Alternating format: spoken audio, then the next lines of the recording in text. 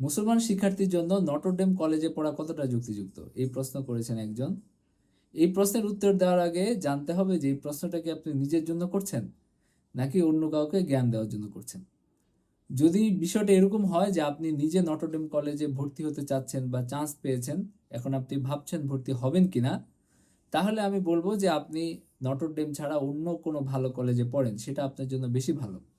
যেহেতু Notre Dame college খ্রিস্টানদের পরিচালিত একটা স্কুল এবং অনেকেই বলে এখানে খ্রিস্টান মিশনারির কার্যক্রম চলে, খ্রিস্ট ধর্মের প্রচার কার্যক্রম চলে এবং তাদেরকে এমনভাবে মহান হিসেবে উপস্থাপন করা হয় যে মুসলমান শিশুদের শিক্ষার্থীদের মগজ ধোলাই হওয়ার একটা ব্যবস্থা হয়। অনেকের আবার এই ব্যাপারে দ্বিমত আছে। তো যেহেতু এখানে একটা সন্দেহের অবকাশ আছে এবং আপনার মনে সন্দেহটা আছে এবং আপনি এই ব্যাপারে সচেতন, তো সুতরাং আমি বলবো যে আপনি অন্য কোথাও পড়লে এটা আপনার জন্য বেশি ভালো হবে।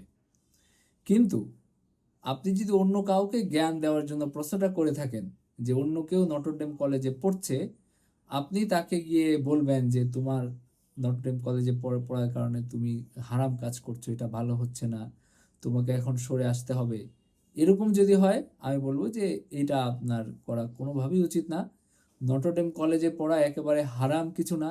সেখানে গেলে মানুষ যে বেঈমান হয়ে যাবে, খ্রিস্টান হয়ে যাচ্ছে সব, এরকম কোনো কিছু না। নটরডেম কলেজে পড়েও অনেক ভালো ইমান আখলাক ধরে রাখছে এরকম শিক্ষার্থী প্রচুর। তো সুতরাং কেউ যদি নটরডেম কলেজে চান্স পায়, কেউ যদি মনে করে যে এটা তার জন্য সবচেয়ে ভালো অপশন এবং যদি তার এই ব্যাপারে দুশ্চিন্তা থাকে, সে কিন্তু নটরডেম কলেজে পড়ার পাশাপাশি কোরআনের একটা ক্লাসে নিয়মিত বসলো, আলেমদের কাছে কিছু সম্পর্ক রাখলো, সপ্তাহে একদিন কোনো আলেমের মজলিসে বসলো, এটার মাধ্যমে সে ইসলামের সাথে নিজের সম্পর্কটা দৃঢ় রাখতে পারে।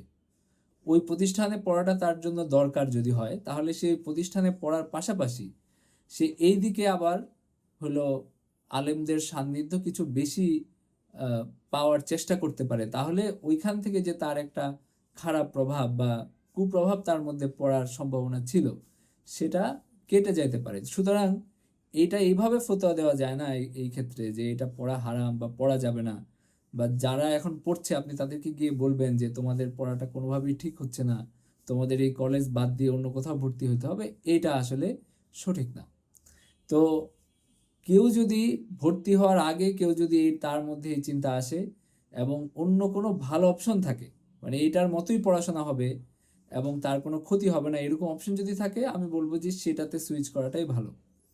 কিন্তু কেউ যদি পড়তে থাকে, কেউ যদি পড়া শুরু করে, তো তাকে আবার এটা নিয়ে তাকে একটা দ্বিধাগ্রস্ত করা উচিত না যে তোমার এটা একদম খারাপ হচ্ছে, তুমি বেদিন হয়ে যাচ্ছ। তো বরং বলা উচিত যে যেহেতু তুমি একটা খ্রিস্টান মিশনারি স্কুলে পড়ছো, তো সুতরাং পাশাপাশি তুমি ইসলামের সাথে সম্পর্কটা বাড়াও, যেন তোমার দ্বীন ইমান আখলাক যেন হেফাজতে থাকে, যেন ইসলামের সাথে আল্লাহর সাথে তোমার সম্পর্ক মজবুত থাকে। ভাবে কথা বলা উচিত। মানে আপনার তাকে তাকে একেবারে নিরুৎসাহিত করা, উৎসাহ নষ্ট করে দেওয়া, এটা উচিত না। কারণ হলো অনেকে ভালো কলেজ দেখে পড়ে এবং খ্রিস্টানদের কাছে, বিধর্মীদের কাছে পড়ার ঐতিহ্য মুসলমানদের মধ্যে বহু কাল ধরে আছে, একদম সাহাবীদের সময় থেকে আছে, যে অমুসলিমদের কাছে শিখার জন্য আপনি যেতে পারেন, কিন্তু আপনার ইমান আমল হেফাজত করার চেষ্টা আপনার করতে হবে।